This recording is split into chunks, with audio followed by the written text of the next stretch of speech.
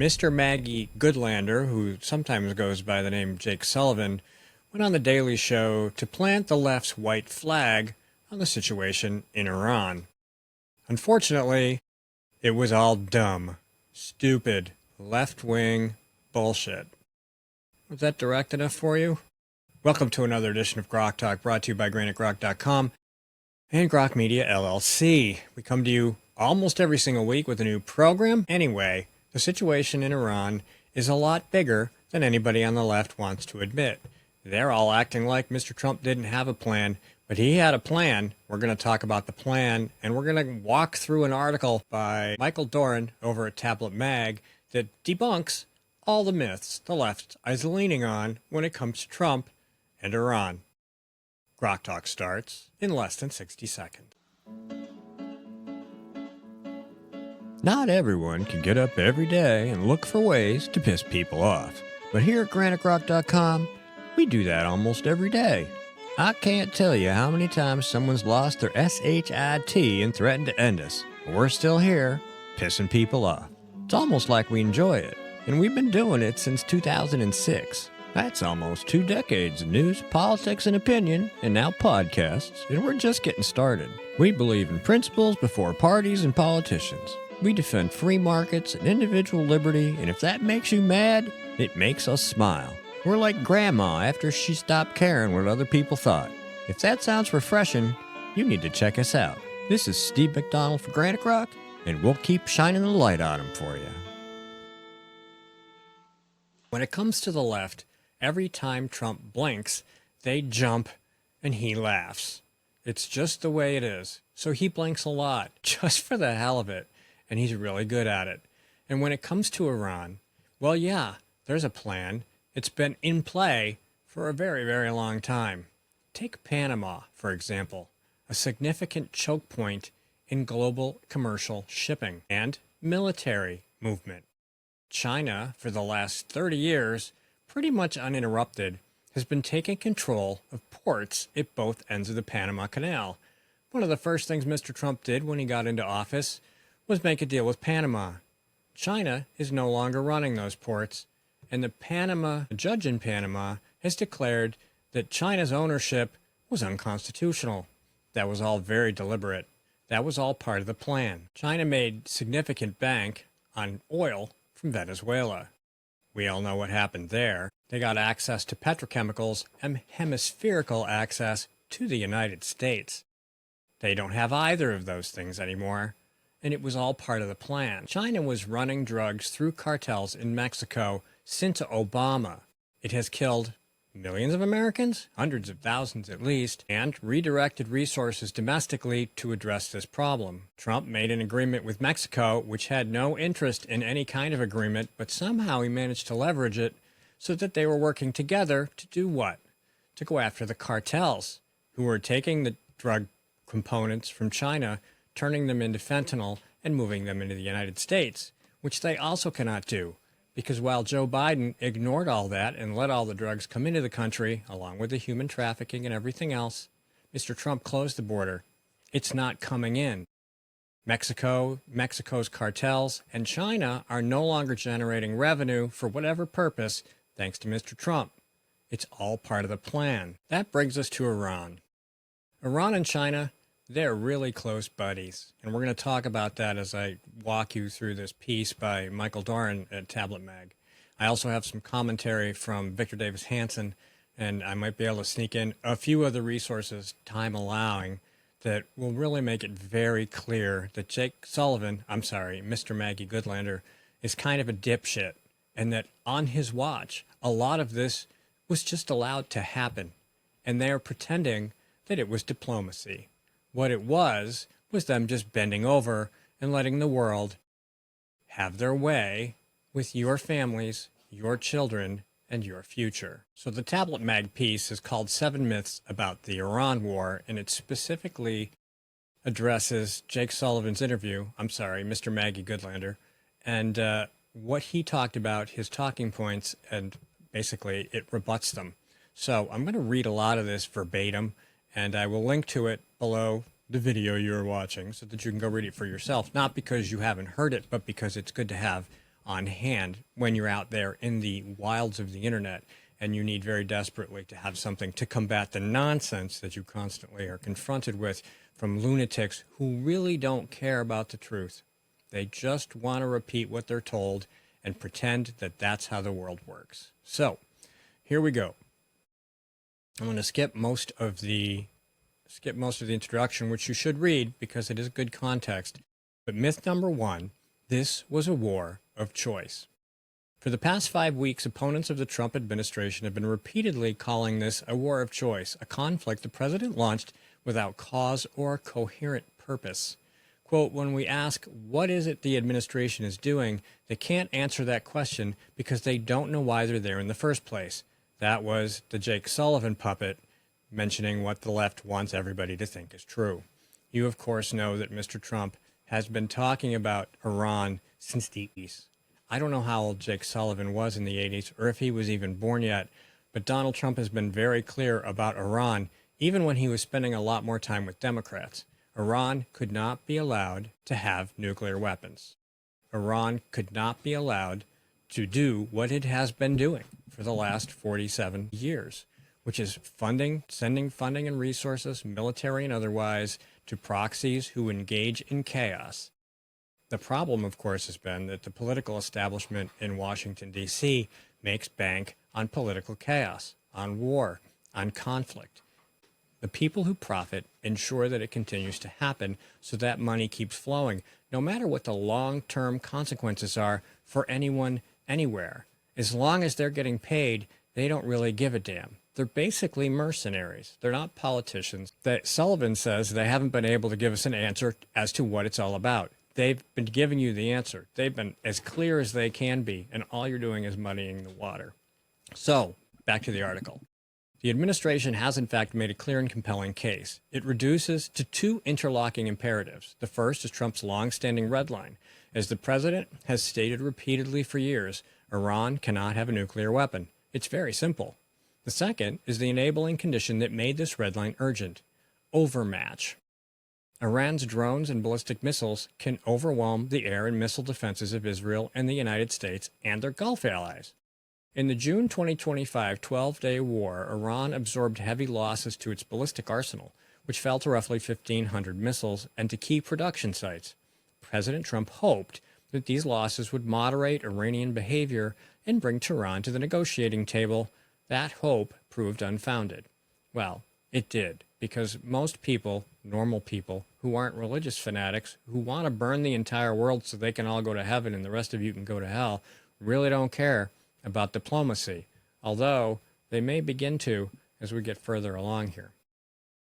The IRGC moved immediately to rebuild. Work resumed at production plants, and stockpiles in hardened underground missile sites grew. IRGC Aerospace Force Commander Majid Mazavi stated in January 2026 that the arsenal had grown since the June war, and that output across multiple sectors had already exceeded pre-war levels. Israeli intelligence assessed that Iran was on track for a stockpile of roughly 8,000 ballistic missiles by 2027. At the outset of the war, Secretary of State Marco Rubio described overmatch as the factor that drove America to act. Quote, the United States is conducting an operation to eliminate the threat of Iran's short-range ballistic missiles and the threat posed by their Navy, particularly to naval assets. He said this at a March 2nd press conference. He then quantified the threat. They are producing, by some estimates, over 100 of these missiles a month. Compare that to 6 or 7 interceptors that can be built in a month. The arithmetic spoke for itself. Imposed two interlocking threats. The first was conventional. Iran would soon have enough missiles and drones to overwhelm the defenses of Israel and every American base in the region. The second was nuclear. The huge conventional arsenal would serve as a shield behind which Iran could pursue a nuclear weapon without fear of retaliation, directly violating the president's red line. If Iran were left unchecked, Rubio explained, it would soon have so many conventional missiles, so many drones, and could inflict so much damage that no one can do anything about their nuclear program. Once Iran crossed that threshold, which Rubio called the point of immunity, the window for action would close permanently. America, therefore, had 3 choices: to do nothing, in which case Iran would soon enter a zone of immunity guaranteed by overmatch; to let Israel attack alone, in which case Iran would attack American forces and cause significant casualties; or to work together with Israel to eliminate an intolerable threat to both countries. Myth number 2. The Joint Comprehensive Plan of Action had moderated Iran and stabilized the Middle East before Trump broke it. While arguing about the war, former Obama and Biden staffers are attempting to justify Obama's nuclear deal and the strategy that produced it. The JCPOA, Sullivan tells Stewart, worked. Iran was complying with the deal. Even the Israeli intelligence were saying they were complying with the agreement. Trump's 2018 unilateral withdrawal, Sullivan suggests, discarded these successful state of affairs. The story fails to comport with reality in 3 crucial ways. First, the timeline doesn't work. Trump withdrew from the nuclear deal in May 2018. Tehran did not begin enriching its uranium to 60%, a major threshold that dramatically shortens the path to nuclear weapons, until April of 2021. In other words, Tehran made this crucial leap toward weaponization on Biden's watch, not Trump's, under the cover of COVID, no less. One might wonder if there's a connection. And how did Biden respond? With conciliation, the administration stopped enforcing sanctions, especially against Chinese buyers.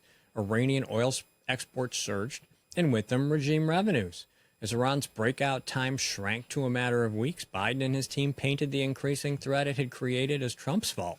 Every Iranian nuclear advance became, in their telling, not only a consequence of the 2018 withdrawal, but also a justification for further conciliation. Then National Security Advisor Sullivan said so explicitly in April of 2022 when Iran was racing forward under Biden's presidency, that its progress, quote, is a direct impact of Trump's pulling out of the nuclear deal, making us less safe, giving us less visibility, and it's one of the reasons we pursued a diplomatic path again when the president took office. I think every one of you watching knows that Iran never used diplomacy for anything but to buy more time. To do what? To build more missiles, to dig their missile factories further down into the earth, to create more distractions, to give somebody something to do, the appearance of progress, while they continued to do what they promised to do, which was to burn Israel off the map and then make sure America followed it. Biden restored the core logic of the JCPOA unilaterally. Sanctions relief flowed while nuclear constraints collapsed. Iran blew past the restrictions on the size of its uranium stockpiles and levels of enrichment, while Washington relaxed pressure and pursued diplomacy on Iran's terms. What Sullivan presents as the collapse of the deal was its continuation on asymmetric terms, slavish compliance in Washington without reciprocity in Tehran. As sanctions enforcement weakened and oil revenue from China flowed, the regime did not moderate. Iran accelerated its missile and drone program, deepened its support for proxies, and hardened the capabilities that now define the battlefield. Sanctions relief generated revenue, revenue funded missiles, drones, and proxies. Those capabilities produced the overmatch that eroded deterrence. It is also worth noting here that while everybody likes to talk about Iran using proxies to cause chaos and disrupt peace in the Middle East, you have to ask yourself if countries like Russia and China were not in fact using Iran as a proxy to cause chaos and distract America while it did the things it was doing. China, in particular, in places like Panama, the Belt and Road Initiative. All sorts of things were going on. While we were distracted by whatever the hell it was kept Joe Biden upright, everybody in the world was like, hee hee hee. And if Iran, for example, got what it wanted, it already has medium-range ballistic missiles. We know that now. Oops, surprise. Nobody knew anything about that, did they? Oh, yes, the diplomacy worked great. Iran isn't going to try to blow everybody up. What do they need medium-range missiles for? Because it's the next step on the way to what? Long-range ballistic missiles. With what? Ooh, maybe nuclear-tipped heads. For what purpose? To hold the world hostage. Why? Because they want the entire world to bow to Allah. And they're not shy about it. And they will blow you up and kill you and make you a slave. Torture your women, beat them, and kill them. None of that matters. Anyway, the JCPOA and Biden's de facto implementation of it financed and enabled the capabilities that drove the region towards large-scale conflict. Under Biden, Iran reached 60% enrichment and expanded its missile and drone program. The October 7th massacre in Israel was a direct result of Iran's increasingly advantageous strategic posture. The United States faced the same strategic choice at the end of the JCPOA process as it did at the beginning, but under worse conditions and against a stronger adversary. The policy, that is to say, ensured that the confrontation would come after Iran had advanced closer to immunity. Myth 3. Biden extracted America from wars in the Middle East.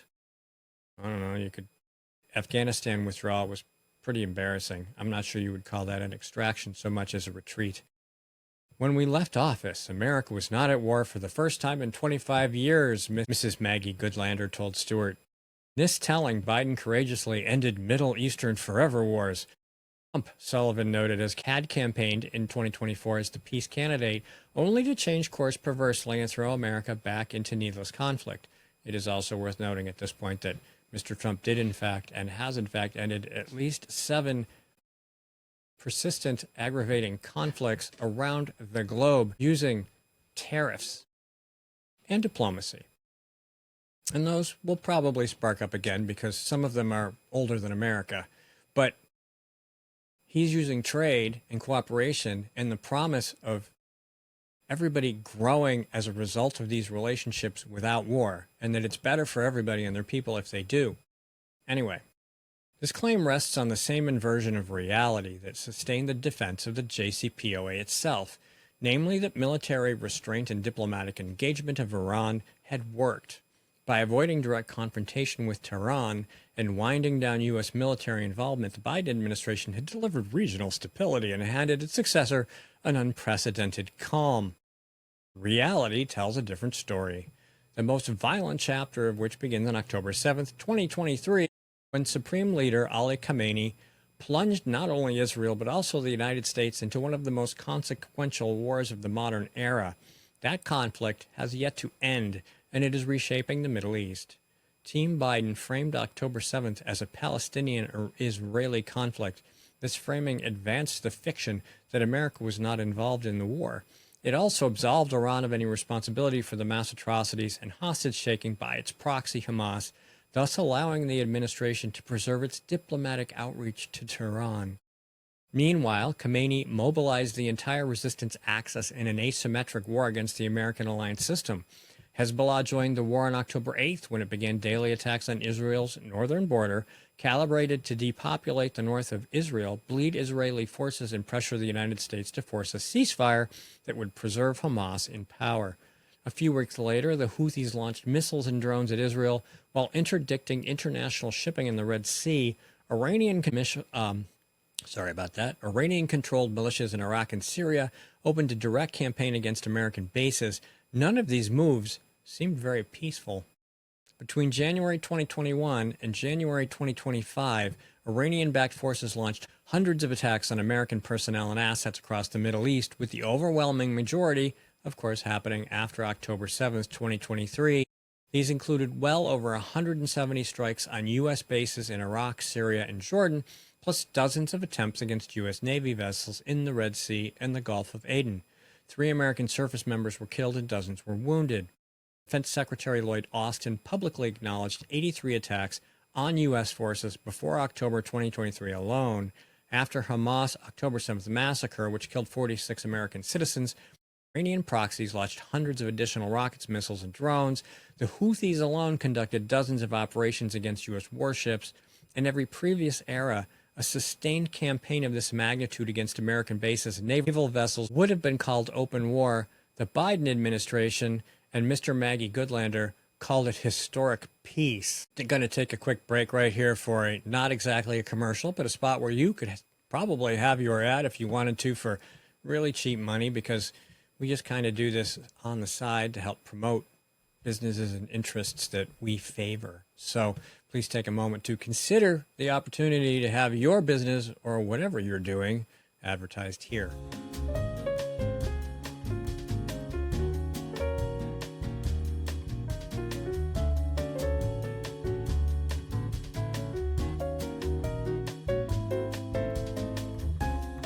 Okay, myth 4. Tehran was ready to compromise.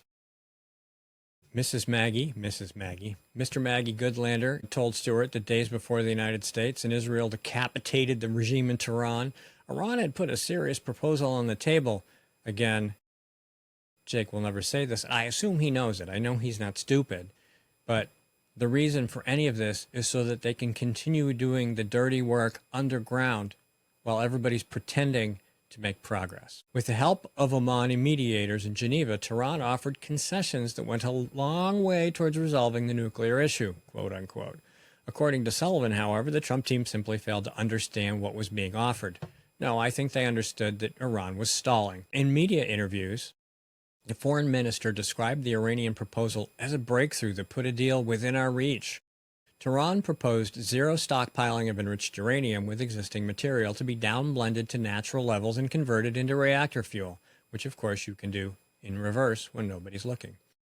It offered full International Atomic Energy Agency access to all relevant sites, which is completely useless. It offered a reduction or a pause in enrichment and even the possibility of American participation in a future civil nuclear program, preferably run by Democrats. In exchange, it sought sanctions relief and the unfreezing of assets. Taken in isolation, these terms sound far-reaching, but they did not alter the underlying structure of the JCPOA. The regime treats its nuclear program, missiles and drone arsenal, and proxy network as a single power complex. In negotiations, it is offering temporary and reversible concessions on enrichment levels and stockpiles in return for sanctions relief while preserving what matters. Downblended uranium can be re-enriched, stockpiles can be rebuilt. Meanwhile, Iran's industrial base, technical expertise, and the broader military system of which the nuclear program is an integral part would all remain untouched. Under the original agreement, sanctions relief did not moderate the regime. Iran accelerated its missile and drone programs, deepened its proxy network, and built the capabilities that now allow the regime to hold 20% of the world's energy stockpiles hostage. A new deal, on the same old terms, would simply have transferred further leverage to Tehran while waiting for a new Democratic administration in Washington that would tolerate a breakout. And they would. We know they would. Just watch the news. Israel dragged America into the war. In the interview with Stuart, Sullivan distanced himself from the crude conspiracy theory that the Israeli tail is wagging the American dog. I never bought that, he said, but he then quickly revealed his alignment with progressive anti-imperialism in which America is eternally the great Satan. Quote, I feel like the Israelis are a convenient scapegoat for the United States to continue our imperialistic adventures in that part of the world. You need to understand that Democrats are not the anti-war party, and they never have been. War, conflict, and chaos are opportunities. They are opportunities to grow government, to grow spending, to grow control, and to propagandize the people. They never wanted any of the wars to end. Why do you think they kept pouring money into Ukraine? They just kept dumping it in there. And not for the reasons that make sense. If you recall, Mr. Trump initially made an effort to generate peace in the area, and that didn't work out very well, mostly because Zelensky's kind of a dick. As long as there isn't peace, however, Russia is a little distracted. They're resource distracted. They have all their military equipment involved in that project. They aren't really in a position to sell, loan, or otherwise give stuff to countries like Iran who work as proxies for them to distract the United States. Russia's busy. I almost kind of wonder if Trump sort of gave up on that because it was a distraction from his real mission, which was to slow down China's reach, to make a significant impact on its ability to do things that were against America's interests. That's pretty much been the driving force behind the national policy for defense for a year and a half. Everything he's done tells us, my goal is to make sure that America cannot be threatened by China, or in this case, Russia, although Russia is in a better position to be an ally of America, which sounds a little bit weird, but we have a lot more interests in common if we can come to terms. And I think that it's entirely possible that that could happen. However, Iran is a sticking point. Trump can't leave Iran alone because Iran and China are such close partners economically, need each other to accomplish their goals. And China is more than happy to provide any support it can to Iran to continue that relationship. Mr. Trump has also done some other things. First of all, Iran said they were going to block the Strait of Hormuz. He was kind of like, that's not a bad idea. I'm pretty sure it was already on the table. The U.S. is blocking the Strait of Hormuz. Iran cannot generate any revenue. It has no way to get material support in or out. It cannot create income. The Victor Davis Hansen interview that I may or may not have time to clip because this is running kind of long points out that it costs, that country of Iran $435 million a day if they can't move anything in or out of the Strait of Hormuz. So Mr. Trump has said, blockades are great. We're going to blockade everything. No Iranian ships are coming through here. Nothing that benefits you or China. So China suffers significantly from this problem. And one of the rumors was that China agreed to stop sending material support that could be used for weapons or any weapons to Iran in exchange for, I don't know what exactly yet. So we took Panama back. Trump is now controlling the Strait of Hormuz. America is making arrangements to have significant access and control over the Strait of Malacca. It's getting interesting. Suez is no longer available. So the question is, if there was no plan, how is it that this looks like a plan? It looks like a big plan, like one that's been deployed and planned out since before Mr. Trump ever won the office. Well, that seems likely considering the way he came into office and all the things he did, which made Democrats lose their minds. So naturally, they have to say whatever they can. They need to win the midterms, and if they do, all of this shit stops. It doesn't get completed, and things go backwards, and we absolutely cannot have that. In the interview with Stewart, Mr. Maggie Goodlander distanced himself from the crude conspiracy. But again, he thinks it's United States imperialism. Mr. Trump is the least imperialistic president we've probably had in a very, very, very long time. He has the Don Roe doctrine. He's interested in hemispherical control. He's interested in what we're doing. But in order to ensure that, he has to make sure that our global enemies can't interfere in ways that they've been interfering, certainly under the Biden administration, for many, many years. At the same time, Sullivan, all right, I call him Sullivan, validated the underlying premise that Israel leads America by the nose and against its interests. The Trump administration, he insisted, cannot explain what this war is all about. Again, he's been explaining it for 30, 40 years. Shut up, Jake. The Trump administration, he insisted, cannot explain what this war is all about. Trump and his team don't know why they're there in the first place. You don't know why they're there. He knows. Netanyahu, by contrast, knows exactly what he wants, to break Iran and unleash chaos.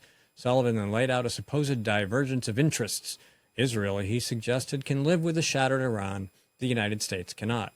A broken Iran would threaten the Strait of Hormuz, spike global oil prices, trigger refugee flows, and destabilize the world economy. In this telling, Israeli clarity of purpose draws America into a war that serves Israeli interests, not American ones. Major New York Times article on April 7th about the February 11th, 2026 Situation Room meeting reinforced the impression. Netanyahu arrives with a confident pitch for regime change, complete with a video montage of potential post-theocratic leaders, and Trump responds positively. Sounds good to me, he reportedly said. U.S. intelligence later dismisses parts of the Israeli plan as farcical. The clear implication is that a hawkish Netanyahu pressed for months while a divided American team was pulled along by a leader so detached from reality that he could barely absorb what he was being told by his canny minders. That's deflection and projection. That was Joe Biden, just so you know. The guy wasn't in charge of anything, even though he was the president.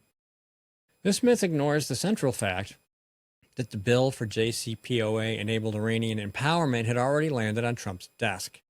First, the Iranian overmatch threat, the danger described in Myth 1, endangered both Israel and the United States at the same time.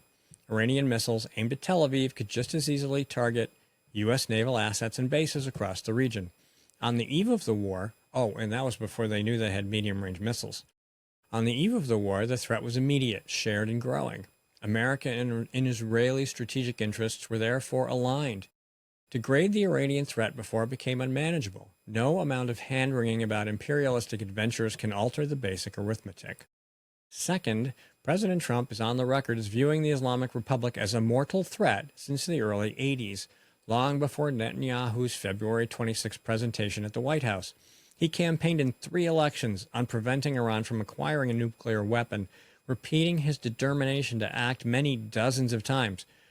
Where Barack Obama had expressed his admiration for Iranian terror master Qasem Soleimani, Trump assassinated him. His instincts aligned with Netanyahu's because both leaders recognized the same intolerable danger posed by Iran's aggressive anti-Western posture, which was now accentuated by the threats of overmatch and nuclear breakout. Far from being dragged into war, the United States led the operation as the senior partner in a synchronized campaign for which Trump took full responsibility and credit. The Trump administration has repeatedly described the U.S.-Israeli military relationship as the ideal template for 21st century alliances. The 2026 National Defense Strategy explicitly calls Israel a model ally that is both willing and able to defend itself with critical but limited support from the United States. Israel stands out as a unique among America's partners. It is one of the very few allies capable of independently prosecuting sustained high-intensity military campaigns without requiring American ground troops or direct combat involvement. This reliance allows Israel to act as a powerful force multiplier, contrasts sharply with many other allies, I wonder who they mean, that depend on extensive U.S. force presence, logistics, and enablers. NATO. Myth 6. Confronting Iran distracts from China. I think I've already made my point on this, but I'm going to read it anyway. President Biden directed his staff to end forever wars, Sullivan told Stewart, because China was extremely happy to see the United States tied down in a war in the Middle East while they went around the world with their largesse trying to win influence. Conflict with Iran, he implied, diverts American attention from the real contest, which is centered not in the Middle East, but in the Pacific. The claim rests on a simple assumption that the Middle East and the competition with China are separate theaters. As we've made the point, they are not. China serves as Iran's primary economic lifeline through massive purchases of sanctioned oil and, more important, components that sustain Iran's military powder. Sodium perchlorate for solid rocket fuel, carbon fiber and dual-use electronics.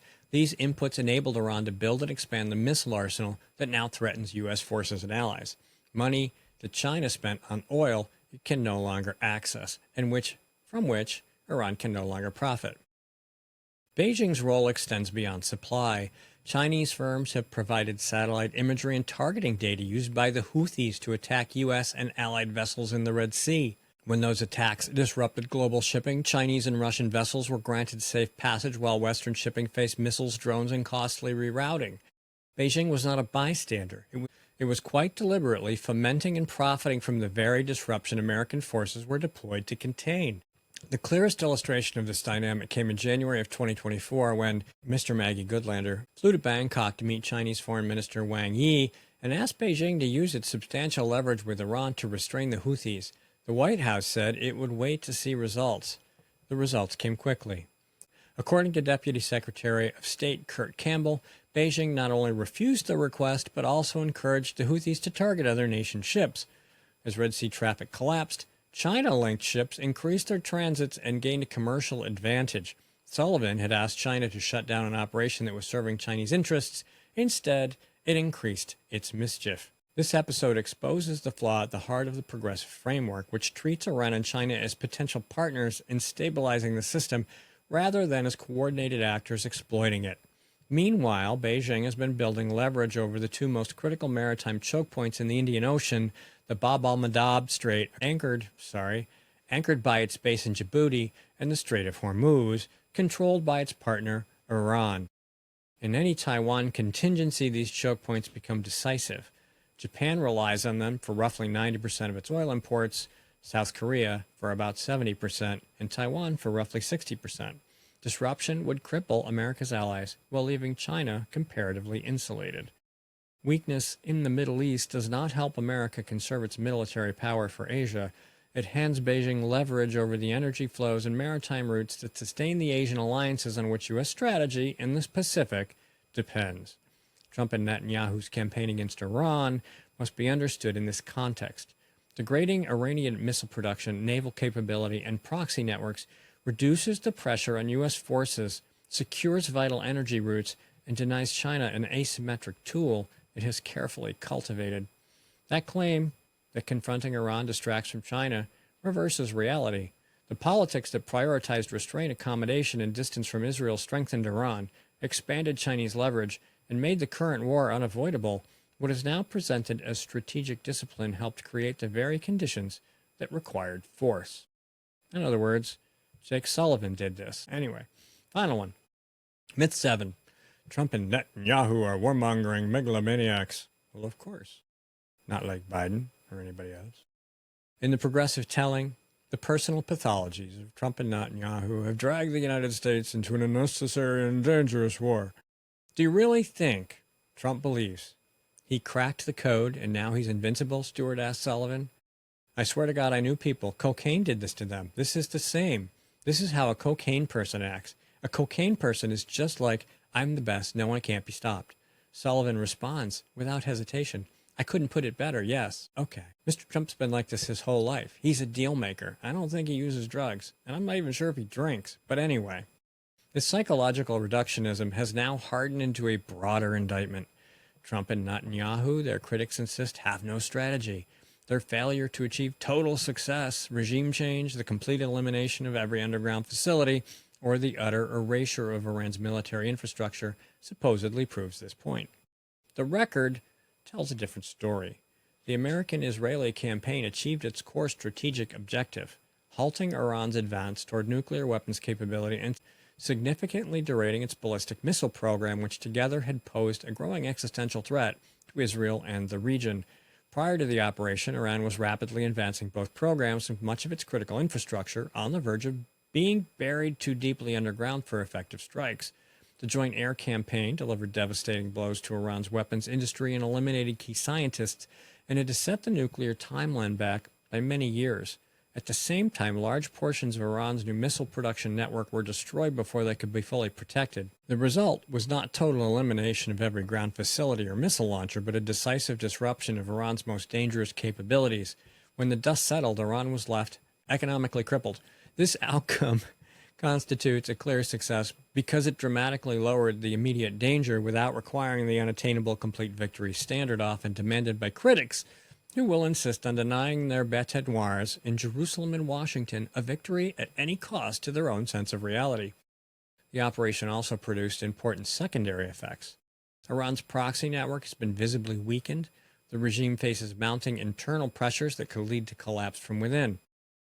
It has always been the case that if Iran's regime was going to change, that the people in Iran, whom the regime has been killing for protesting, have to get armed and rise up and address the problem of the IRCG. Until that happens, Iran can't really achieve regime change. The people have to do the work. Mr. Netanyahu, I suspect, has plenty of ideas about how that can happen.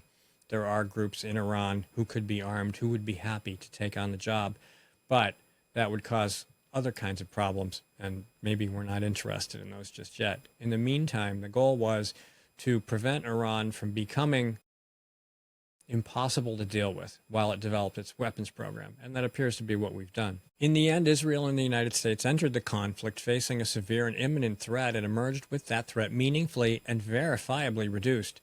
That is the fundamental measure of victory in war. What the naysayers dismiss as megalomania was, in reality, a clear-eyed recognition that the window for effective action was closing. Trump acted before it slammed shut. Tehran naturally frames the campaign as a failure in hopes of rallying international sympathy. It also joins Moscow and Beijing to foil the new military partnership that Trump and Netanyahu have created. If the alliance succeeds, it will not only degraded a key member of the anti-American axis, but also vindicated the conservative vision of alliances built on capable, self-reliant partners. Take that, NATO. The 2026 National Defense Strategy's designation of Israel as a model ally points the way toward a future in which America shoulders less of the global burden.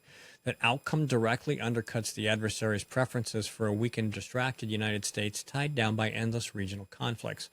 It is no surprise, then, that Beijing, Moscow, and Tehran broadcast the megalomaniacs with no strategy storyline, which is where it came from, and where Mr. Maggie Goodlander was happily repeating it on late-night television.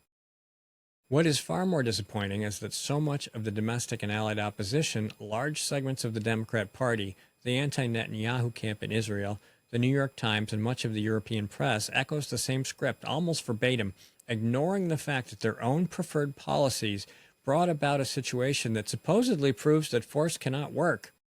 The obvious damage done by the progressive paradigm thereby serves as its own vindication, a perfect jiu-jitsu move. History will record the opposite. Those who recognized the threat and acted before the window closed dealt with the world as it is and protected the national interest. Those who demanded restraint until restraint was no longer an option built their policies on fantasies that endangered us all. Looking over at the Daily Signal, in an interview with Victor Davis Hanson, he points out that referencing a thread on X, he points out that the $435 million a day loss number, both directions coming and going for Iran if the Strait of Hormuz is blocked, which Mr. Trump has done, is critical. And you can see how, because everything they have from washing machines to tires that has to be imported, and you can stop everything if you control the Strait of Hormuz. And everybody talks about, well, they have the Caspian Sea, or they have a port on the other side of the strait, like the Gulf of Oman. Now, he points out that those are very minuscule areas of oil export, referring to the author of the X-Post. The big enchilada is Karg Island. Unfortunately for the Iranians, it's way deep in the Persian Gulf. So they came up with the idea, they want to blockade that, fine. And they say, we're going to let pro-Iranian ships in. Fine, they don't have the wherewithal to enforce that. If they send out their narcotic-like PT boats, the warthogs, they can destroy them. If they try to blanket the Gulf and Israel with missiles, Donald Trump will lay them low. He will just take out their dual-use generation and stuff, and that'll stop them very quickly. In other words, and this is a pretty good interview, I'll share a link to this as well, everything Iran actually needs, it can't get if the Strait of Hormuz is blocked. If they block the Strait of Hormuz, the U.S. government blocks the Strait of Hormuz. Iran gets nothing in or out. It loses $435 million a day. It loses billions and billions of dollars a year. Its economy was already shit. It can't afford that. It can't count on Russia for help because Russia is busy. China needs the oil it's not getting in order to maintain its manufacturing capacity. In other words, it's the perfect solution to the problem of China, Iran, Russia, all of it. They need it more. And then if they don't have it, they cannot support or maintain any kind of prolonged military action to try to take it back. The U.S. has tons of oil. We are the leading producer of petrochemicals, oil, gas. Everybody's sending their ships to the United States because they can't get into the Gulf. Who gets that money? Ooh, America. Isn't that interesting? It almost sounds like this was about oil. And in fact, in part it was. It was about using oil the same way Mr. Trump used tariffs to apply political pressure. In the end, he just wants to make a deal. And he knows that if these nations can't operate or function, and they aren't capable of withstanding any kind of prolonged military engagement, at least a conventional one, they have to say something like, okay, let's make a deal. I'm not sure how that's all going to turn out. But the point here is that everybody on the left is saying there was no plan. If you actually look at the history, if you look at the details, if you look at the timing, not only was there a plan, it's a plan the left can't seem to even understand. And if they can understand it, they are incapable of articulating it because they'd get treated like Republicans if they said anything nice about it. The Washington Post has said some nice things. The New York Times has been forced to say some nice things. They're beginning to come around just a tiny little bit, but not enough to create the kind of permission structures necessary for a wholesale shift in their paradigm. And until then, and again, it's an active conflict. Things could have changed since I recorded this, and you've watched it. That's how interesting and dynamic the whole thing is. But I can assure you that if something changes, they have a plan. They do. They also have a plan for the midterm elections. I'm waiting to see what it is. I keep getting promised that it's spectacular, that it will drive turnout, and that's what it has to do. Of course, it would also help if this would end and gas prices would come down. Because even though Democrats love high gas prices, it is a kitchen table issue, and they're better at selling it than we are. That's it for this week. Thanks for taking time. This was a longer than usual presentation on our side of things. I hope you learned something. Please follow the links. Click them, read them, like them, give those people your support. They did a lot of work to help educate us all about the situation, and they deserve your support. And I think, don't feel too shy about supporting Granite Rock as well, whether it's sharing our content or actually donating. We really do appreciate it. All goes to support independent media, which is much more abundant than it used to be, but we've been here doing it for 20 years, and we're not about to stop. Have a great week. We'll talk to you again soon.